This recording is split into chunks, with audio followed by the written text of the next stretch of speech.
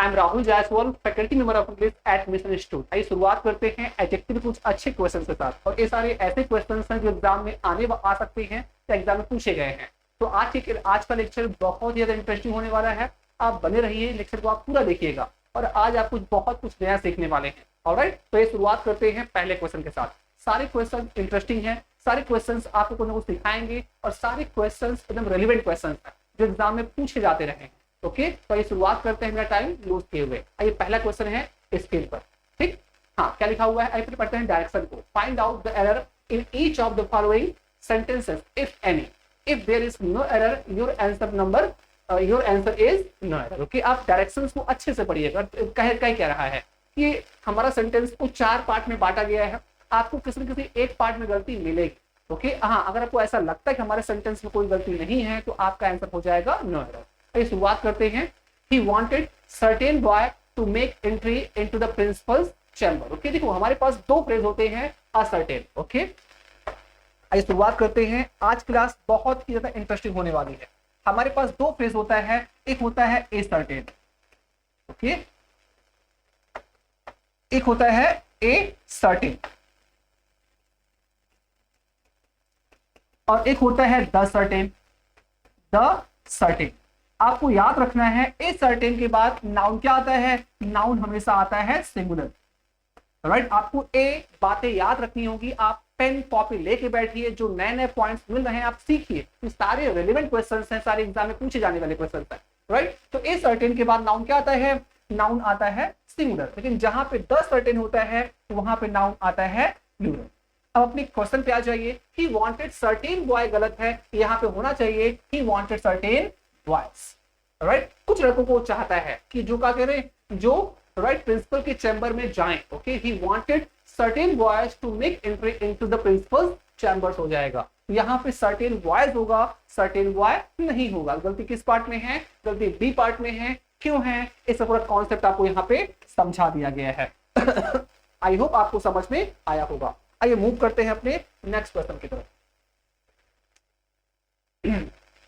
चलिए, क्या है, there were only 2 soldiers but each and every soldier was equal to 5 policemen। Sentence को अच्छे से पढ़िए पहले, और सेंटेंस का मीनिंग आपको समझ में आना चाहिए। क्या कह रहा है, there were only 2 soldiers but each and every soldier was equal to 5 policemen। केवल 2 ही सैनिक थे, लेकिन हर एक सैनिक 5 पुलिसमैन के बराबर था, या 5 पुलिसकर्मियों के बराबर था। आइए देखते हैं इसमें गलती कहां पे है। आपको कई बार पढ़ाया गया है और अच्छे से पढ़ाया गया है। ईच का यूज किया जाता है, ईच का यूज किया जाता है 2 या मोर देन 2 के लिए, मोर देन 2 के लिए। ओके, जो बेसिक्स होते हैं, बेसिक्स आपको नहीं भूलना है, आपको बेसिक्स को पकड़ के चलना है, क्योंकि सारे क्वेश्चंस आपके बेसिक्स और फंडामेंटल पे ही बेस्ड होते हैं। राइट, तो क्या कह रहा है कि ओके, ईच का यूज आपने लिखा है 2 या 2 से ज्यादा के लिए। ईच ऑफ द बॉयज या ईच ऑफ द 2 बॉयज दोनों सही है। ओके, ये चीजें आपको समझाई गई है। लेकिन यहां पे एवरी का यूज किया जाता है, एवरी का यूज आप करोगे for more than 2, for more than 2। अब देखिए यहां पे केवल 2 की बात हो रही है ना, देयर वर ओनली 2 soldiers। जहां पे 2 हो वहां पे ईच का यूज किया जाता है, वहां पे आप एवरी का यूज मत करिए ना। यहां पे देखिए किस पार्ट में गलती है, आपकी गलती है बी पार्ट में। ईच एंड एवरी सोल्जर नहीं होगा, यहाँ पे ईच सोल्जर हो जाएगा। बातें समझ में आ रही हैं, क्यों ईच सोल्जर हो जाएगा, आपको समझाया गया था। जब कॉन्सेप्ट केवल 2 का हो, जब बातें केवल 2 की हो, तो वहां पे आप क्या यूज करेंगे, वहां पे केवल ईच यूज करेंगे। जब 2 से ज्यादा की बात हो तो वहां पे एवरी आएगा भाई। तो यहाँ पे केवल 2 ही सैनिक की बात हो रही है, तो यहाँ पे क्या हो जाएगा, एवरी गलत हो जाएगा।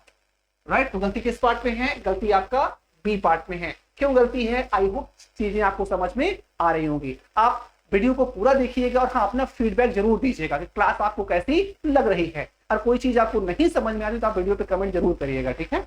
आइए चलते हैं अपने नेक्स्ट क्वेश्चन की तरफ, जो है question number 3। The 10 captains had each an achievements of his own। बहुत आसान क्वेश्चन है। अगर मैं कहूं you have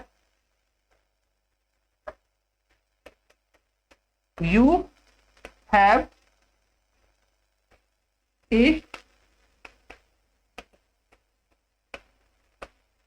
achievement of your own हो जाएगा ना। अब देखिए यहां पर हमने योर ओन का यूज किया, वो किसके हिसाब से आया है, और यू के हिसाब से आया है। तो ध्यान दीजिए आपके शुरुआत में ही लिखा हुआ है द 10 कैप्टन्स, तो कैप्टन्स यहाँ पे क्या है, कैप्टन्स यहाँ पे प्लूरल है, तो आप यहाँ को, और हिज का यूज किया जाता है सिंगुलर के लिए, हिज का यूज किया जाता है सिंगुलर के लिए, जबकि क्या है यहाँ पर 10 कप्तान की बात हो रही है ना। तो एक से हल्का से भी ज्यादा हो तो इंग्लिश क्या मानती है, इंग्लिश उसे मानती है प्लूरल, और उसके लिए अगर थर्ड पर्सन में बात हो रही है तो दे का यूज करेंगे आप ना। क्या क्या हो जाएगा, हिज ओन के स्थान पे हो जाएगा देयर ओन। क्या हो जाएगा, हिज ओन के स्थान पे हो जाएगा देयर ओन। तो गलती किस पार्ट में है, गलती आपका सी पार्ट में है। आपका सही आंसर होगा the 10 captains had each an achievement of their own. Okay, हर जो 10 कप्तान थे हर एक का अपना क्या है, खुद का अचीवमेंट था, खुद की अपनी उपलब्धि थी। ये आपका हिंदी अर्थ हो जाएगा। आई होप चीजें आपको समझ में आ रही होंगी। अब मूव करते हैं क्वेश्चन नंबर 4 की तरफ।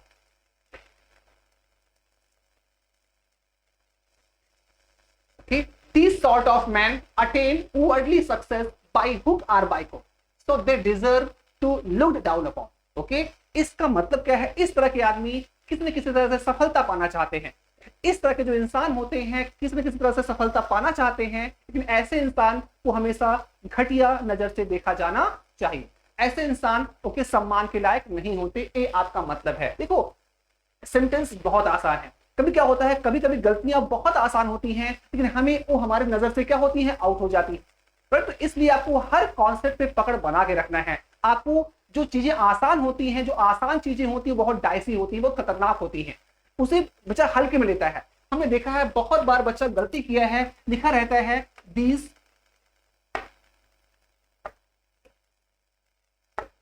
लिखा रहता है these kind of man. Okay, बच्चा इस पे ध्यान ही नहीं देता। ओके, अरे भाई यहाँ पे दीज लिखा है, काइंड हो जाना चाहिए ना। ओके, इन छोटी छोटी बातों पे आप ध्यान देते ही नहीं। ओके, भाई यहाँ पे क्या है, अगर मैं कहूं दीज,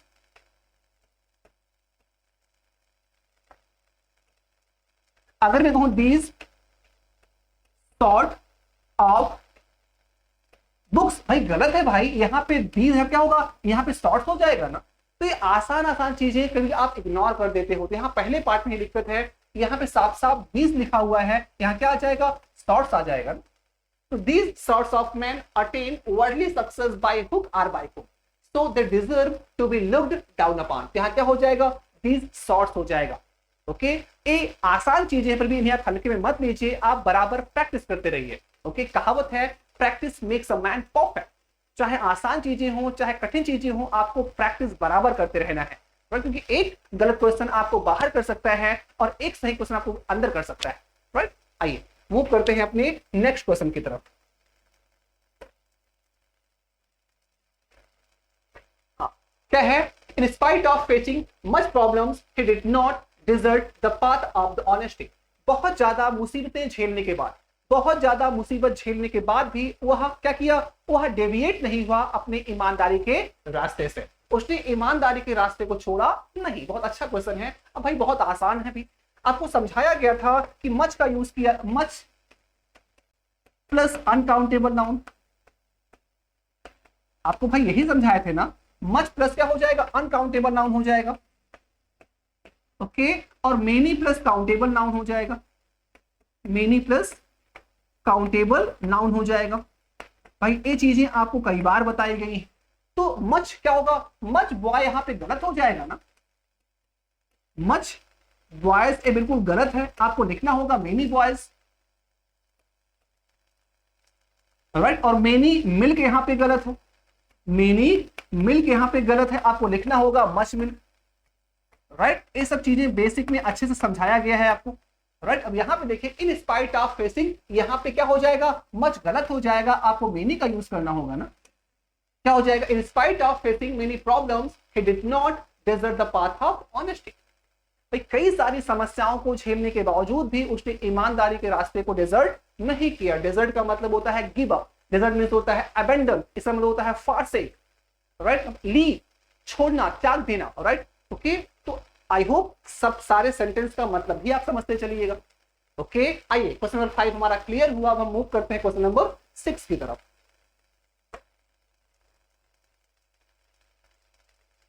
हाँ, क्या लिखा हुआ है?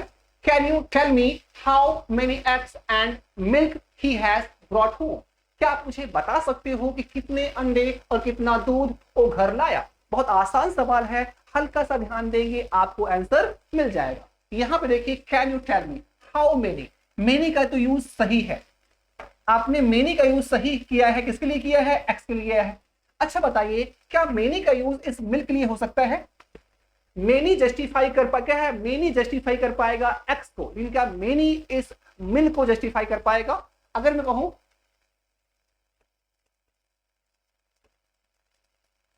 How many books and milk have you purchased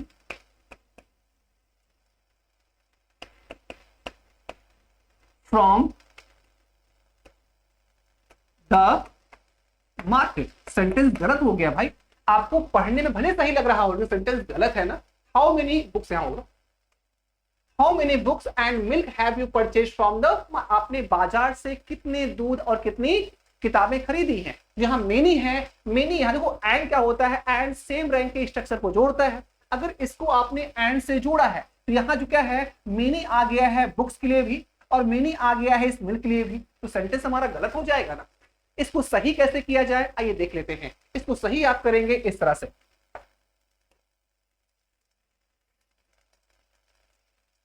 इसको सही करने का तरीका क्या है? आप ये कहेंगे how many,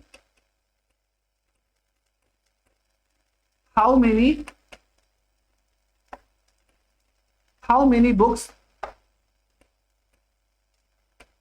how many books and how much milk. अब यहां पे दोनों आपको अलग अलग लिखना पड़ेगा भाई। हाउ मेनी यूज किया है आपने किसके लिए? बुक के लिए, और हाउ मच आपने यूज किया है किसके लिए? मिल्क के लिए, क्योंकि दोनों भाई एक काउंटेबल नाउन है और क्या है? एक अनकाउंटेबल नाउन, इसलिए दोनों के लिए आपको अलग अलग हाउ मेनी हाउ मच का यूज करना होगा। अगर यहाँ पर मिल्क के स्थान पे यहाँ पे कोई बुक्स हो जाता तो हमारा जस्टिफाई हो सकता था भाई। यहाँ क्या हो जाएगा? How many books and how many how much milk, अब वही have you bought from the market हमारा सही हो जाएगा। तो आई थिंक गलती किस पार्ट में है? गलती आपका किसमें है? आपका बी पार्ट, गलती आपका, हाँ, how can you tell me how many eggs and, आपका बी पार्ट में दिक्कत है। आपको लिखना होगा can you tell me how many eggs and how much milk he has brought home, आपका ए सही हो जाएगा। तो बी पार्ट में दिक्कत है। अब क्या दिक्कत है, क्यों दिक्कत है, आपको अच्छे से समझा दिया गया। आइए मूव करते हैं क्वेश्चन नंबर 7 की तरफ।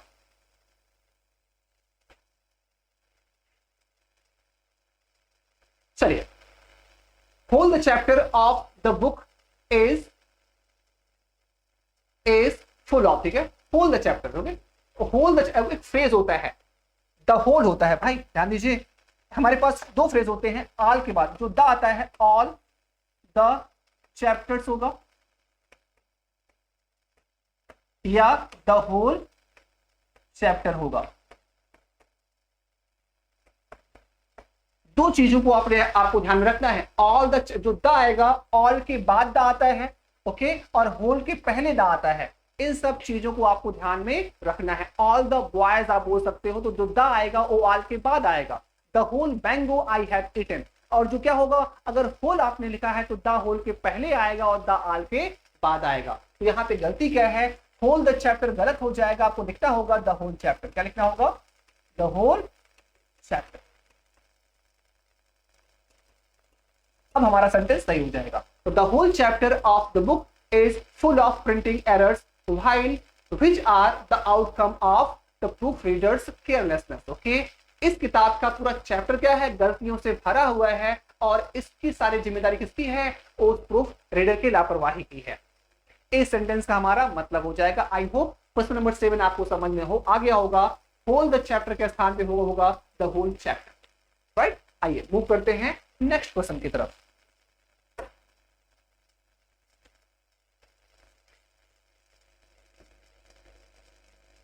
Her black long hair adds glamour to her looks.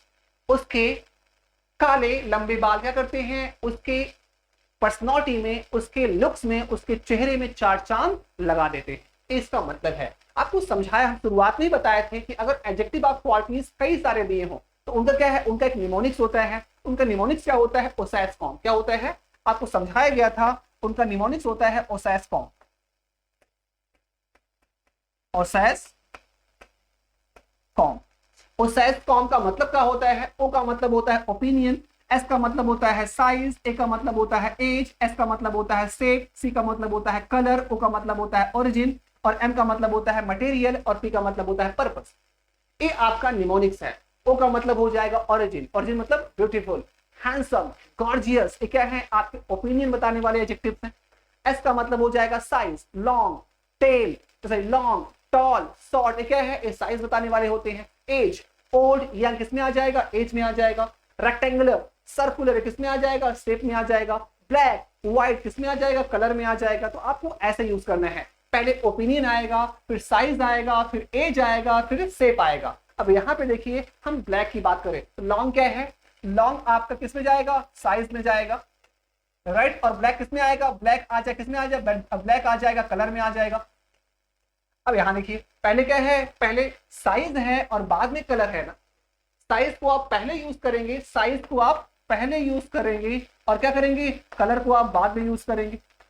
तो आपका सेंटेंस हो जाएगा हर लॉन्ग ब्लैक कलर। क्या हो जाएगा, तो यहाँ पे हर ब्लैक लॉन्ग हेयर गलत है, आपको लिखना होगा हर लॉन्ग ब्लैक हेयर हो जाएगा।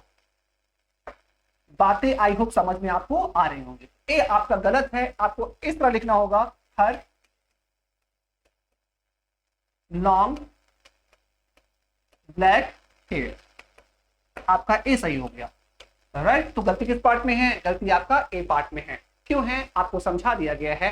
पहले क्या आएगा, पहले आ जाएगा साइज, बाद में आएगा कलर, राइट। आई होप चीजें आपको समझ में आ रही होंगी। अब मूव करते हैं क्वेश्चन नंबर 9 की तरफ।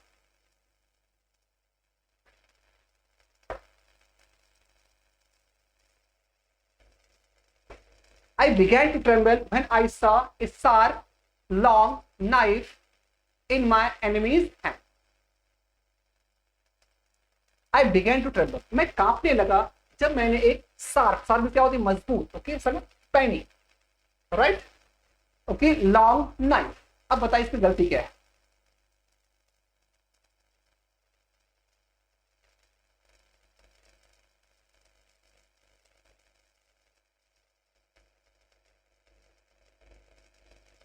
Okay,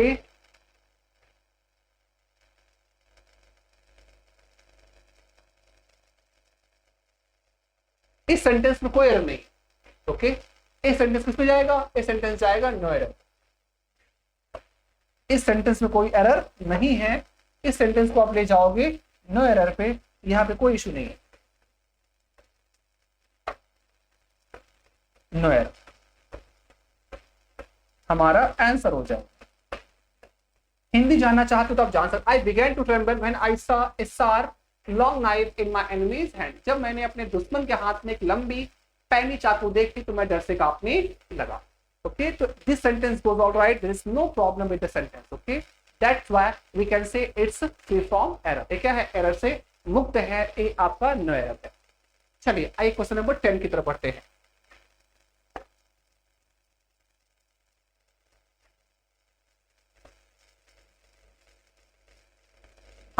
It's a fact that Mahatma Gandhi was the first politician of his country. आपको समझाया गया था अंतर, डिफरेंस क्या होता है, आपको समझाया गया था फर्स्ट और फोरमोस्ट में अंतर क्या होता है।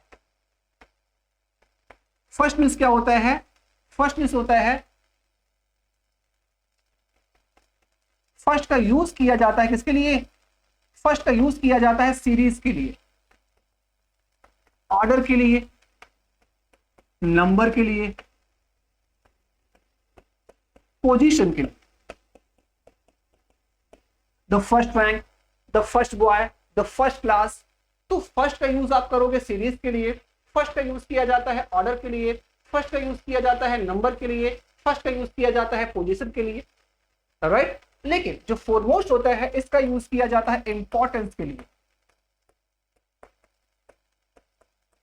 इसका यूज आप करते हो किसके लिए? इन्फ्लुएंस के लिए। और मैं साफ लिख देता हूं,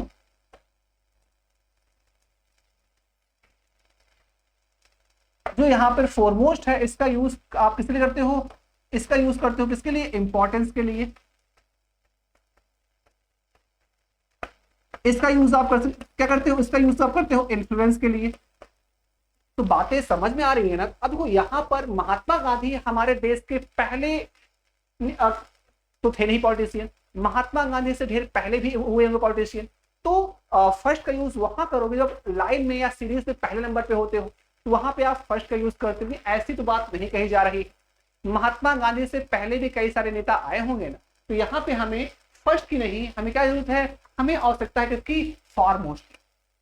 हाँ, कई सारे पहले नेता आए लेकिन वो अपना भौकाल, अपना इंपॉर्टेंस उतना नहीं जमा पाया जितना किसने जिसने जितना जमाया था महात्मा गांधी जी ने। तो यहाँ पे फर्स्ट गलत है, आपको क्या करना होगा? आपको यूज करना होगा फॉरमोस्ट का। बातें आई थिंक समझ में आ रही होगी, तो सेंटेंस हो जाएगा it's a fact that Mahatma Gandhi was the foremost politician of his time. यह सच है कि महात्मा गांधी अपने समय के सबसे ज्यादा प्रमुख क्या थे? पॉलिटिशियन थे, राजनेता थे।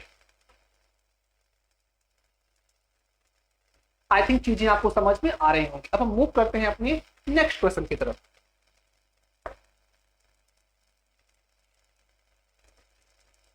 Delhi is further from Patna than Kolkata, ये भी समझाया गया था।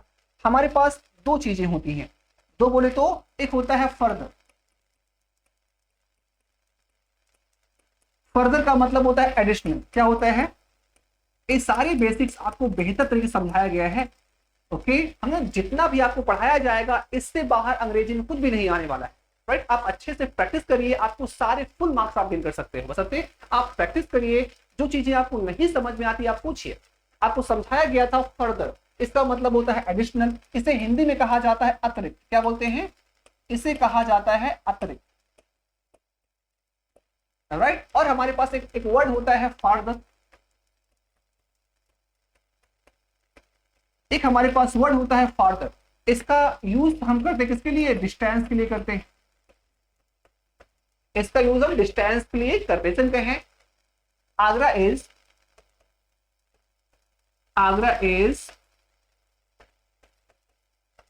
Further from Kanpur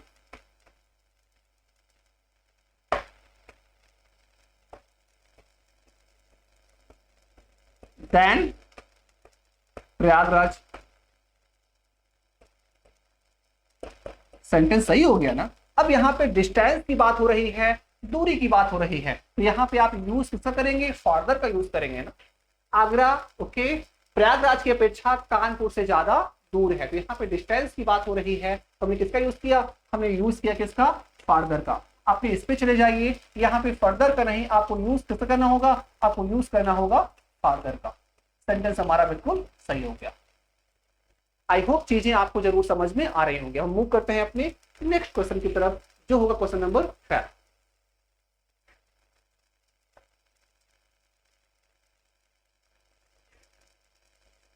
This book is undoubtedly preferable than that in many respects and its printing is also comparatively good. चलो आपको समझाया था, हमने कहा ना प्रायर होता है, ओके प्रायर होता है, प्रेफरेबल होता है, जूनियर होता है, सीनियर होता है, पोस्टीरियर होता है, एंटीरियर होता है, इंफीरियर होता है। ये सारे ऐसे एडजेक्टिव्स होते हैं जिनके बाद हम देन का नहीं टू का यूज करते हैं। जैसे हम कहें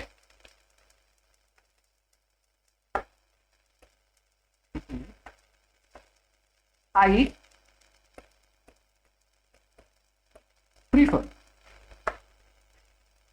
prefer tea to coffee। बातें समझ में आ रही है ना? I prefer tea to coffee, मुझे कॉफी से ज्यादा चाय पसंद है। तो यहाँ पे आपने प्रीफर का यूज किया तो आपने क्या लगाया? टू लगाया। क्या इसी सेंटेंस को आप कह सकते हो टी इज प्रिफरेबल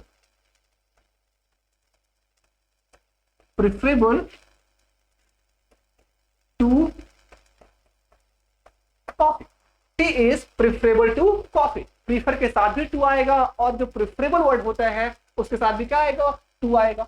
ओके, और यहाँ पे क्या किया हमने, यहाँ पे हमने डैन का यूज कर दिया है ना, तो डैन को हटाओ, क्या लगाओ, टू लगाओ। तो सारी चीजें आपको समझ में आ रही होंगी और इतना बढ़िया क्वेश्चन का कलेक्शन लाए हैं कि आप आराम से सारे क्वेश्चन आप कर सकते हो। और ये ऐसे ही क्वेश्चन एग्जाम में पूछा जाता है। बच्चा क्वेश्चन को बड़ा देख के घबरा जाता है बस, तो घबराना नहीं है, चीजों को समझना है और पूरे फुल मार्क्स गेन करने हैं। यहाँ क्या हो जाएगा, this book is undoubtedly preferable to that हो जाएगा। तो यहाँ पे दैन हटाइए और टू लगाइए। जो कॉन्सेप्ट है आई होप आपको समझ में आ गया होगा। अब हम मूव करते हैं अपने नेक्स्ट क्वेश्चन की तरफ।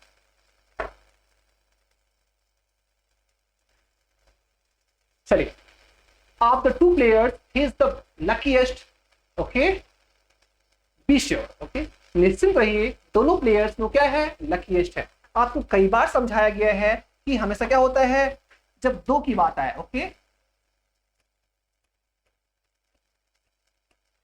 comparative degree is always used for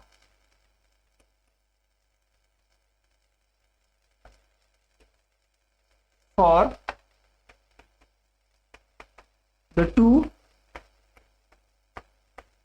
persons are things। आपको कई बार बताया है comparative degree is always used for the two persons or things. जब दो की बात हो तो हमेशा कंपैरेटिव डिग्री का यूज किया जाता है, कभी भी वहां पर आप सुपरलेटिव डिग्री का यूज नहीं करेंगे। लेकिन जब बात दो से ज्यादा की हो जाए तो आप किस पे जाएंगे, तब आप स्विच ऑन करेंगे। कहां पर, तब आप स्विच करेंगे सुपरलेटिव डिग्री की तरफ। हम कहें ऑफ द टू बॉयज, हम कहें of the two boys Ram is the better होगा। सेंटेंस हमारा सही है। क्या लिखा है, of the two boys Ram is the better, दोनों लड़कों में राम ज्यादा बेहतर है। तो यहाँ क्या आ जाएगा, सिंपली यहाँ पे टू साफ साफ लिखा हुआ है, तो आप यहाँ क्या करिए, लकीएस्ट को हटाइए और लिखिए लकीयर। क्या हो जाएगा, लकीयर हो जाएगा। राइट, क्यों हो जाएगा, आपको कॉन्सेप्ट समझा दिया गया है। आई होप चीजें समझ में आ रही होंगी। हम चाहते तो क्वेश्चन को देखते और आंसर बताते आगे निकल जाते। हम भी सारे कॉन्सेप्ट आपको पहले पढ़ाया गया है और उन सारे कॉन्सेप्ट को रिवाइज भी करते ताकि आपको ज्यादा समझ में आए। तो वीडियो को आप लाइक करिएगा और शेयर जरूर करिएगा ताकि एक नॉलेज सब तक पहुंच जाए भाई। चलिए, चीजें समझ में आ रही हैं, अब हम मूव करते हैं नेक्स्ट क्वेश्चन की तरफ।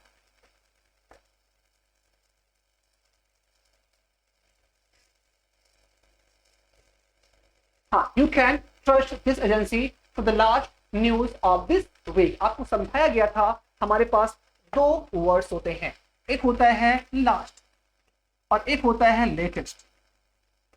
लेटेस्ट का मतलब क्या होता है, रिसेंट होता है, जो हाल में हुआ है। यहां बताइए, लास्ट न्यूज की बात नहीं कर रहा है, वो लेटेस्ट न्यूज की बात कर रहा है। न्यूज हमेशा लेटेस्ट होता है, फैशन हमेशा लेटेस्ट होता है, कपड़े हमेशा लेटेस्ट होते हैं। यहाँ क्या हो जाएगा, अब यहाँ पर लास्ट का नहीं, आपको लेटेस्ट का यूज करना है भाई।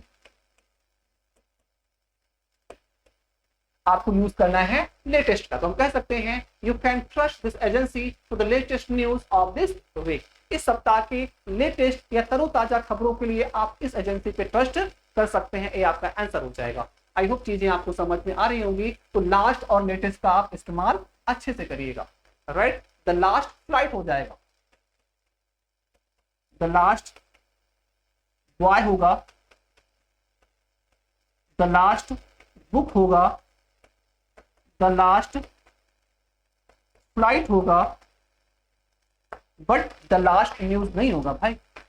द लास्ट न्यूज नहीं होगा, ये क्या हो जाएगा, द लेटेस्ट न्यूज हो जाएगा, द लेटेस्ट न्यूज हो जाएगा। ओके, क्लियर, चीजें आपको समझ में आ रही होंगी। यहाँ क्या कर दीजिए, यहाँ पे इस लास्ट को हटाइए और यूज करिए, यूज करिए लेटेस्ट का। आई थिंक चीजें आपको समझ में आ रही होंगी। अब हम मूव करते हैं अपने नेक्स्ट क्वेश्चन की तरफ।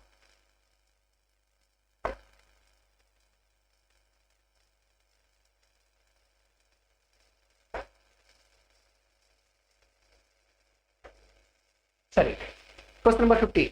Meera is senior to me but you are junior. आसान सा क्वेश्चन है भाई, सिंपल सा है, कई बार बताया गया है। तो यहाँ पे क्या करिए, हम ज्यादा इस पर रुकेंगे नहीं, देन हटाइए, क्या लगाइए, टू लगाइए। तो क्या हो जाएगा, Meera is senior to me but you are junior to me. Meera क्या है, मुझसे सीनियर है, आप क्या हो, मुझसे जूनियर हो। यहाँ क्या आ जाएगा, यहाँ पे आप देन हटाएंगे और टू लगाएंगे। आइए मूव करते हैं अपने नेक्स्ट क्वेश्चन की तरफ। Everybody knows that Ragini is the most unique singer of this college। आपको बड़े प्यार से समझाया गया था कि हमारे पास एडजेक्टिव होते हैं दो प्रकार के, एक होते हैं ग्रेडेबल, एक होते हैं नॉन ग्रेडेबल। जो नॉन ग्रेडेबल होते हैं उनके साथ मोस्ट का, वेरी का, मच का यूज हम नहीं करते। हम नहीं कह सकते कि ही इज, हम नहीं कह सकते कि he is more excellent boy, एक गलत हो जाएगा। हम नहीं कह सकते ही इज वेरी यूनिक, हम नहीं कह सकते यू आर वेरी राइट, या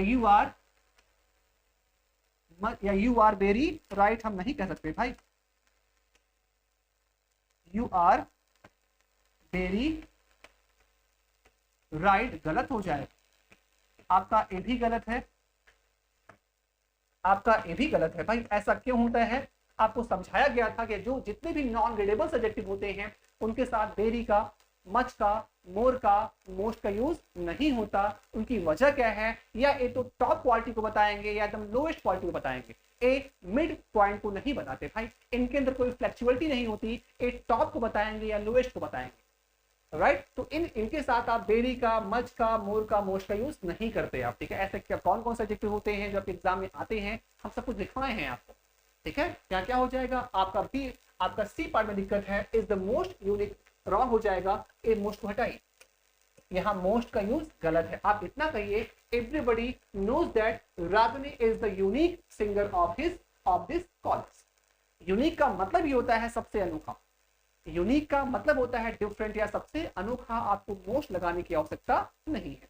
तो आई थिंक 16 भी आपको समझ में आ गया होगा। अब हम मूव करते हैं अपने नेक्स्ट क्वेश्चन की तरफ।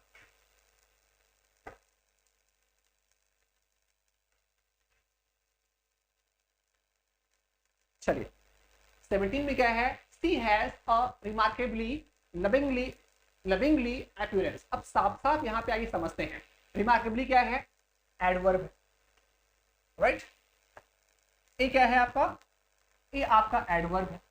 ए क्या है आपका, नाउन है। तो नाउन के पहले क्या आता है, नाउन के पहले आता है एडजेक्टिव, है ना। ही इज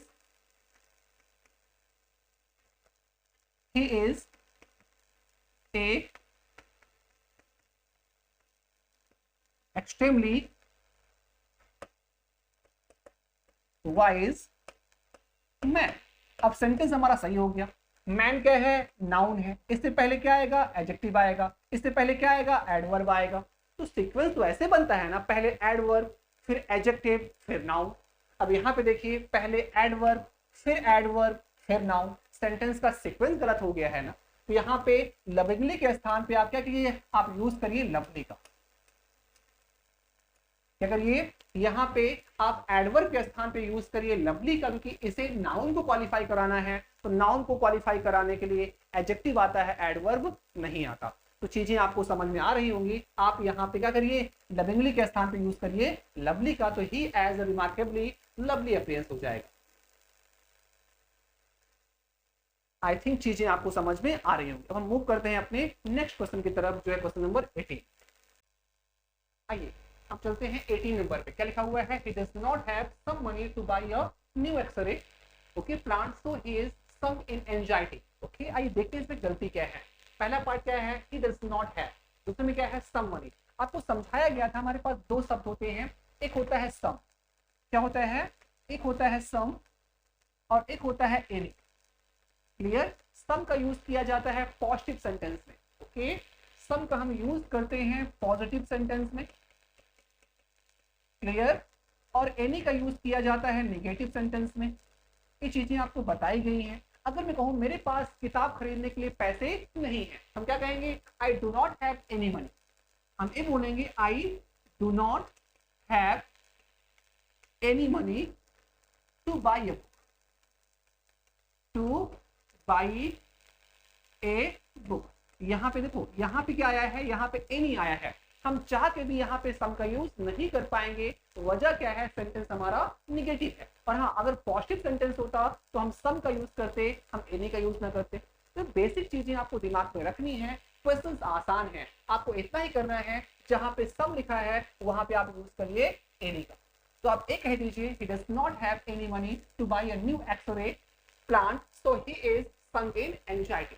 उसके पास नए एक्सरे प्लांट को खरीदने के लिए पैसे नहीं है, इसलिए वो चिंता में क्या हो गया, डूब गया। एंजाइटी का मतलब होता है वरी। क्या होता है, एंजाइटी का मतलब होता है वरी। 18 क्वेश्चन आपको समझ में आ गए होंगे। अब मूव करते हैं क्वेश्चन नंबर 19 की तरफ। ठीक है, क्वेश्चन नंबर 19।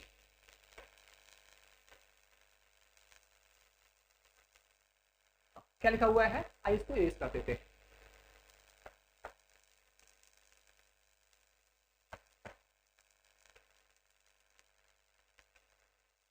आइए पढ़ते हैं क्वेश्चन नंबर हम 19 पे। क्या लिखा हुआ, a lots of books on English grammar are available in the market, but this one is the best। Okay, हमने कहा था जब कंपैरिजन वन वर्सेस ऑल का होता है वहां पे आप यूज करते हो सुपरलेटिव डिग्री का। तो यहाँ पे जो कंपैरिजन हुआ है वह वन वर्सेस ऑल का हुआ है। मतलब मार्केट में बहुत सारी किताबें इंग्लिश ग्रामर पर अवेलेबल है।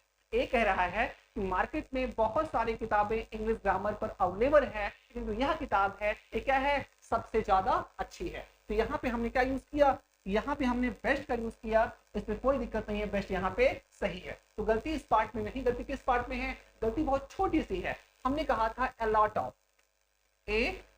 लॉट ऑफ बराबर क्या होता है, लॉट्स ऑफ होता है। ओके, लॉट्स ऑफ मनी, हम बोल सकते हैं lots of money, lots of money, तो बहुत सारा पैसा। तो हम इस पर टू कह सकते हैं ए लॉट ऑफ मनी। तो एक छोटी छोटी चीजों का ध्यान क्या है, बच्चा इतने माइनर प्रॉब्लम को देख नहीं पाता और अपने क्वेश्चन को गलत करके चला आता है। यहाँ पे lots of money is equal to a lot of money. तो इस चीजों का आप ध्यान रखना, लॉट के साथ ए का यूज मत करिए भाई। यहाँ पे लॉट किसमें है, पहले से ही प्लूरल में है। जब लॉट साथ पहले से ही प्लूरल में है तो ए लगाने की हमें कोई आवश्यकता नहीं है। लॉट के साथ ए लगाएंगे, लॉट के साथ ए नहीं लगाएंगे। ओके, तो गलती ए पार्ट में है, लॉट्स ऑफ बुक्स होगा a lot. Okay, A lots of books नहीं होगा। तो ध्यान दीजिएगा, पहले पार्ट में ही दिक्कत है। तो 19 आपको समझ में आ गया होगा गलती क्यों थी, इसको सही कैसे किया जाए, हम दोनों आपको समझा दिए हैं। अब 19 के बाद हम मूव करते हैं अपने क्वेश्चन नंबर 20 की तरफ। क्वेश्चन नंबर 20,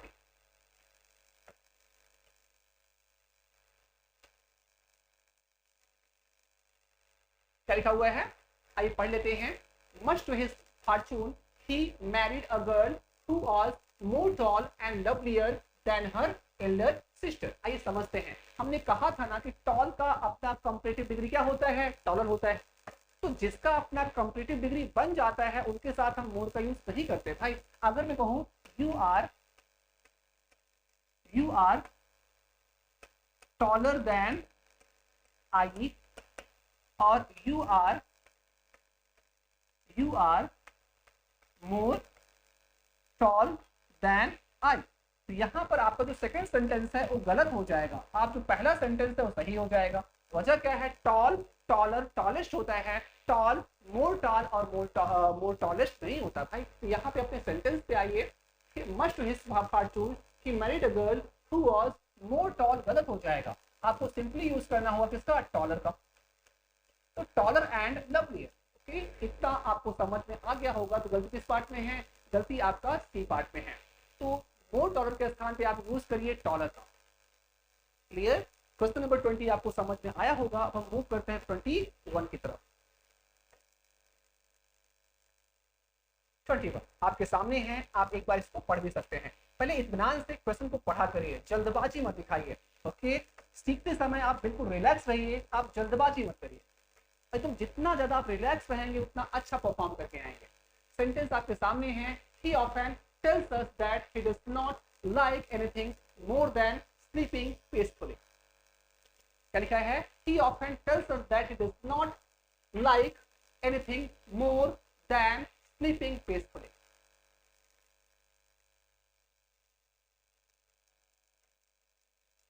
आइए देखते हैं। देखो यहाँ पे Dan के पहले क्या है, Dan के पहले वर्ब की अपनी बेस फॉर्म, Dan के पहले जो क्या है वर्ब की अपनी क्या है लाइक बेस फॉर्म है ना, तो Dan के पहले अगर वर्ब की बेस फॉर्म आई है तो Dan के बाद ही वर्ब की बेस फॉर्म ही आए। से I do not like anything than study at, okay, मैं कुछ भी पसंद नहीं करता सिवाय घर पर पढ़ने के। अगर मैं कहूं आई do not like anything, I do not like anything more, मैं ज्यादा कुछ भी नहीं पसंद करता भाई किसके, सिवाय घर पर पढ़ने के। आई do not like anything more than, यहां पे स्टडी होगा, स्टडी एट, क्या है यहाँ पे देन के पहले वर्ब की क्या है, वर्ब की बेस फॉर्म आई है, तो देन के बाद भी वर्ब की क्या होगी, बेस फॉर्म ही आएगी।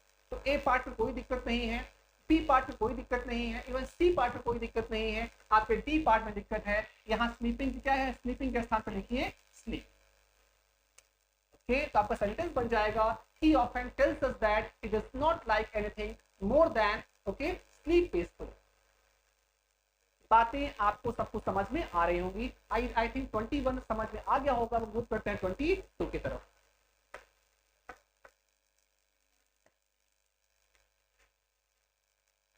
22 रहा आपके स्क्रीन पर। सेंटेंस को आराम से पढ़िए, अब चीजें समझिए पहले इसमें क्या सही है और क्या गलत है।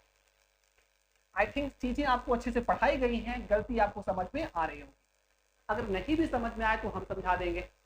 सेंटेंस है दिस फोटोग्राफ वॉज क्या है comparably better than that which he had kept in his purse. तो हमारे पास 2-3 वर्ड्स होते हैं, सिर्फ कहें कंपेरेबली,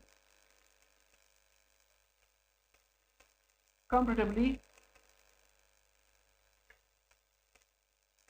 प्रेफरेबली।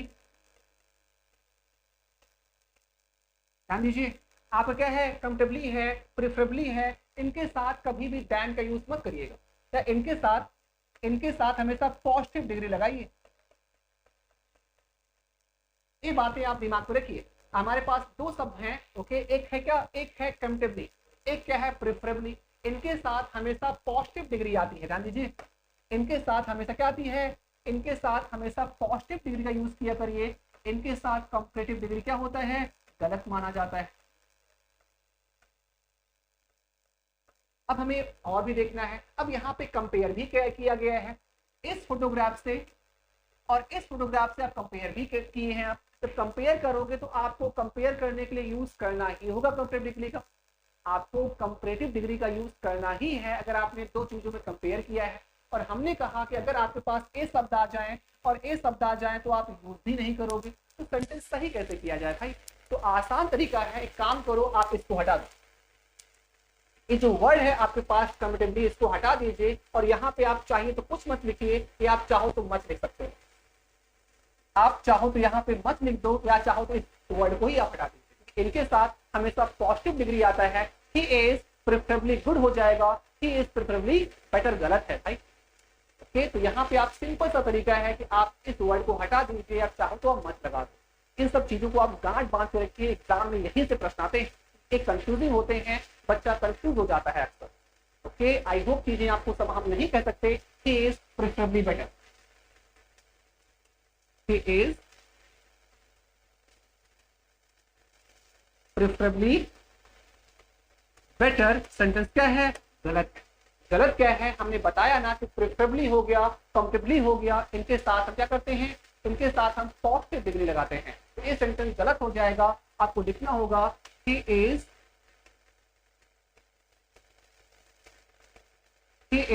preferably good।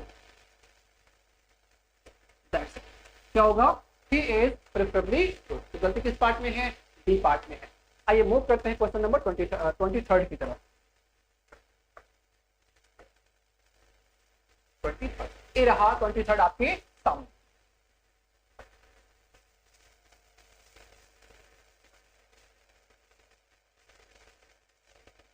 आइए इसको इत्मीनान से पढ़ लेते हैं। क्या लिखा है, India is better than most other film producing countries of the world.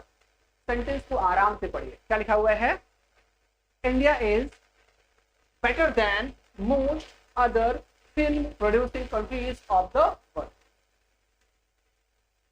संसार के अधिकांश फिल्म प्रोड्यूसिंग कंट्रीज से बेहतर है इंडिया। ओके, इस सेंटेंस में कोई एरर नहीं। This sentence goes no error. Okay, इस सेंटेंस में कोई एरर नहीं है। सेंटेंस को सारे कॉन्सेप्ट को आप आराम से जब पढ़ेंगे और उनके बेसिक्स हमें पता होंगे तो हम नो एरर के क्वेश्चन आराम से क्या करेंगे? डिस्कवर कर लेंगे। हमने देखा है बच्चा अगर सेंटेंस बिल्कुल सही भी है तो कहीं ना कहीं किसी पार्ट में गलती निकाल ही लेता है। ऐसा क्यों होता है? क्योंकि आपके जो कॉन्सेप्ट होते हैं वो क्लियर उतने नहीं होते। आराम से पढ़िए, अपने बेसिक क्लियर करिए। जो समझ में नहीं आता आप मुझे कमेंट करिए। क्लियर? तो इस पार्ट में कोई दिक्कत नहीं है। हाँ, अगर यहाँ पर अदर ना लिखा होता तो सेंटेंस गलत हो जाता है भाई। तो ये सारे कंट्रीज में भारत भी तो शामिल है ना, तो आप क्या करो? भारत को अलग करो और अलग करने के लिए अदर का यूज किया जाता है और सेंटेंस में अदर का यूज पहले से ही किया है। तो इस सेंटेंस में कोई दिक्कत नहीं। आइए हम 24 की तरफ चलते हैं।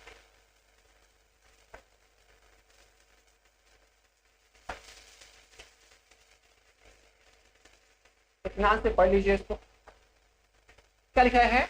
No less than 50 audiences are sitting in the hall and waiting for their beloved artist appearance on the stage.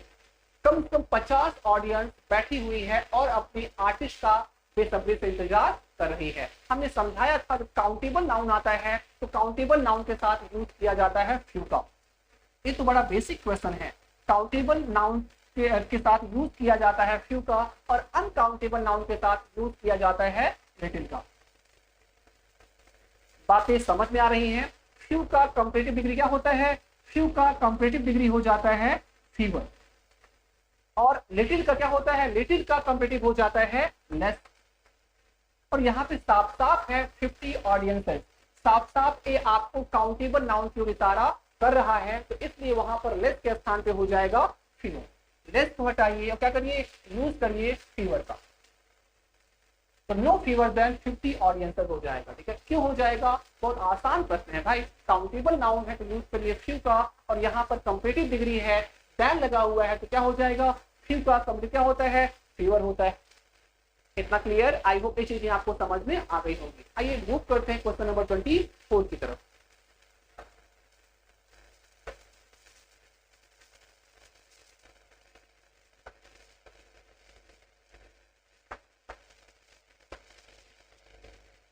Question number 24।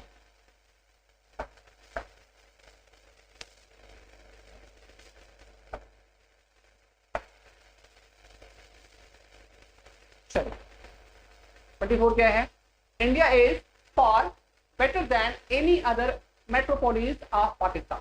Sentence को आराम से देखिए और समझने का प्रयास करिए।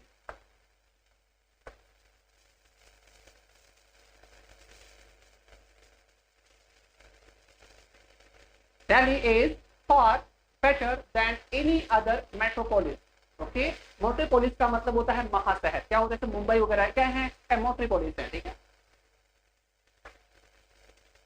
Delhi is better than any other metropolis of Pakistan. हमने कहा था, समझाते हैं, हमने कहा था कि जब आपका क्वेश्चन कहें Ravi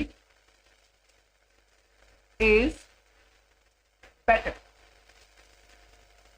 Ravi is better than any boy in the class. देखो, अगर रवि क्लास में ही है, अगर जिससे आप कंपेयर कर रहे हो उसी क्लास में रवि भी है, तो आपको यहां पे लगाना होगा अदर। आपको यहां पे अदर लगाना होगा। अगर जिस क्लास की आप बात कर रहे हो उस क्लास में रवि नहीं पढ़ता तो आप अदर मत लगाइए। तो अदर लगाने के कंडीशंस होते हैं। समझते हैं? The moon is brighter than any other, क्या हो जाएगा? Any other planet। तो सेंटेंस यहाँ पे गलत हो जाएगा भाई। तो क्या आपको समझाते हैं पहले। ठीक,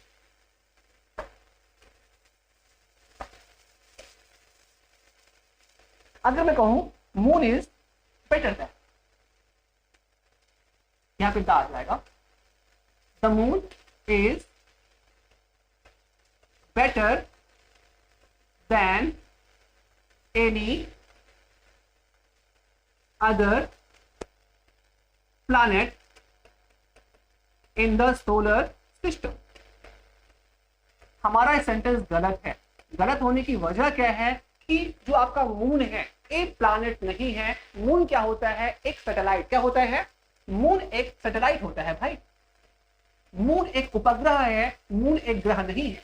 तो मून और क्या है? मून और प्लैनेट दो पहले से ही अलग अलग। तो जब दो चीजें पहले से ही अलग होती हैं तो वहां पे अदर लिखने की आवश्यकता नहीं होती। आप सिंपली यही कहिए कि द मून इज, क्या हो जाएगा? The moon is better than any planet in the solar system. The moon is brighter then any planet in the solar system. आपको अदर लगाने की आवश्यकता नहीं है। और ना लगाने की वजह क्या है? मून आपका सोलर सिस्टम से पहले से ही अलग। हाँ, अगर मून के स्थान पे यहाँ पे अर्थ है, अगर मैं कहूं the earth is brighter then, या द अर्थ इज, क्या हो जाएगा? The earth is bigger than any other. तो यहाँ क्या है? यहाँ तो आपको अदर लगाना हो, बिकॉज अर्थ क्या है? Earth is one of the planet in the solar system. तो अर्थ क्या है? अर्थ एक प्लैनेट है, लेकिन मून आपका प्लैनेट नहीं है, इसलिए अर्थ के साथ अदर आएगा और मून के साथ अदर नहीं आएगा। तो आई थिंक ये बेसिक्स आपको समझ में आ गया होगा। अपने क्वेश्चन पे आ जाइए। तो दिल्ली की जो क्या है, दिल्ली कहाँ है? भारत में है। और यहाँ पर आप पाकिस्तान से कंपेयर कर रहे हो, तो दिल्ली अलग है, पाकिस्तान क्या है? अपना अलग है। तो यहाँ पे आप अदर पे यूज मत करिए, यहाँ पे अदर नहीं आएगा। सेंटेंस हो जाएगा Delhi is far better than any metropolis of Pakistan. Because Delhi के अपने शहर, जो भारत के अपने शहर अलग हैं और पाकिस्तान के अपने अलग है। दोनों अलग अलग पहले से ही हैं, तो आपको अदर लगाने की आवश्यकता नहीं। आई होप आप क्वेश्चन नंबर 24 समझ पा गए होंगे। आइए मूव करते हैं आज का आखिरी क्वेश्चन 25 की तरफ चलते हैं।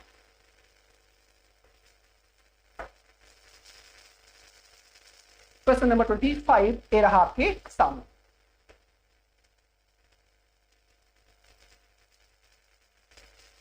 क्या लिखा हुआ है? She was startled to see in her drawing. Okay, she was startled to see in her drawing room a most popular film producer।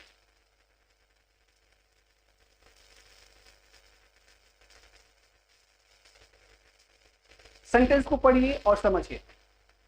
Right, हमारे पास दो प्रश्न हैं। आपको समझाया था ए मोस्ट भी सही होता है और द मोस्ट भी सही होगा। मतलब कहें he is the most, he is a most powerful person. सही सेंटेंस है भाई, इसमें कोई गलती नहीं। अगर मैं कहूं he is a most powerful person in the society, अब ये गलत हो गया। गलत होने की वजह क्या है? अब यहाँ पे आपने कंपेयर कर लिया ना, सोसाइटी में जितने भी लोग हैं उनकी अपेक्षा वो सबसे ज्यादा पावरफुल है। अब यहाँ पे आपने जब कंपेयर कर लिया तो ए मोस्ट पावरफुल गलत हो जाएगा। अब यहाँ पे आपको एक स्थान पे ये क्या करना होगा? अब यहाँ पे एक स्थान पे आपको द का यूज करना होगा। कि जब आप कंपेयर ही नहीं कर रहे हो तो वहां पे ए मोस्ट पावरफुल का मतलब हो जाएगा अ वेरी पावरफुल। ये सब बेसिक्स आपको समझने होंगे, यहीं से एग्जाम में क्वेश्चन आते हैं, बच्चा घूम जाता है भाई।